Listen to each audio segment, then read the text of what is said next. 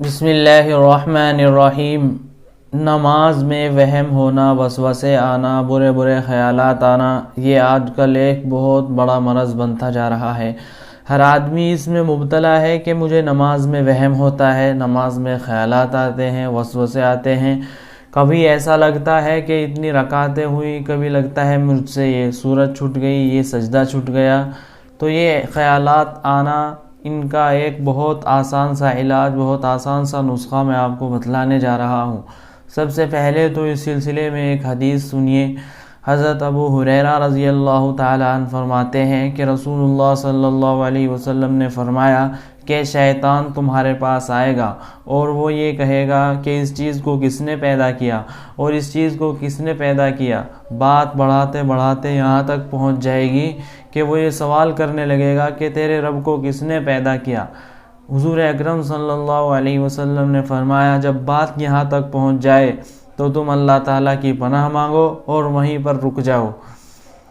ایک بزرگ سے کسی آدمی نے سوال کیا کہ مجھے نماز میں وہم ہوتا ہے اور ایسے ہی برے برے خیالات آتے ہیں، مجھے لگتا ہے نماز نہیں ہوئی اور رکعتیں چھوٹ گئی یا فلاں چیز چھوٹ گئی۔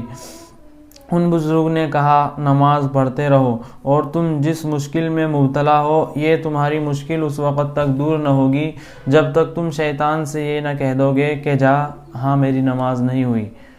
مطلب یہ ہے کہ شرعی اصول کے مطابق نماز پڑھتے رہو، غلطی ہو جائے تو اصول کے مطابق سجدہ سہو کر لو اور شیطان سے کہہ دو کہ تو دفع ہو جا، تجھے میری نماز سے کیا مطلب ہے، میں نماز پڑھتا رہوں گا اور میری نماز صحیح ہو یا نہ ہو تجھے اس سے کیا مطلب۔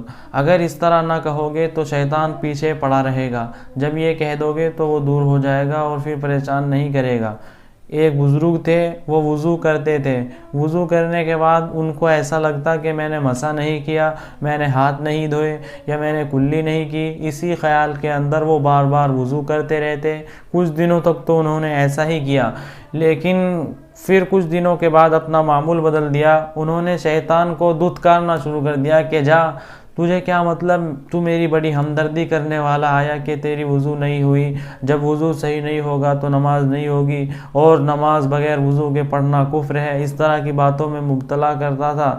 پھر جب انہوں نے دھتکارنا شروع کر دیا سارا وہم دور ہو گیا اور ایک ہی بار وضو کرتے، صحیح رہتے اور نماز پڑھ کر فارغ ہو جاتے۔